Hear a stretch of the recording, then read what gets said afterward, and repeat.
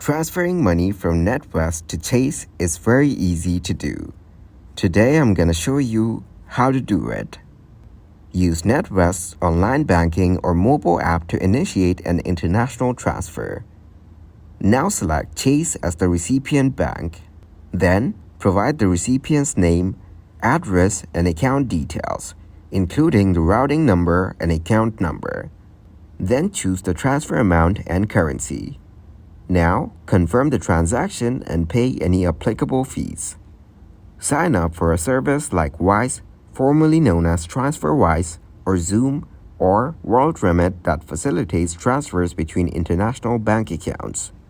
After that, link your Natwest account and Chase account to the chosen service.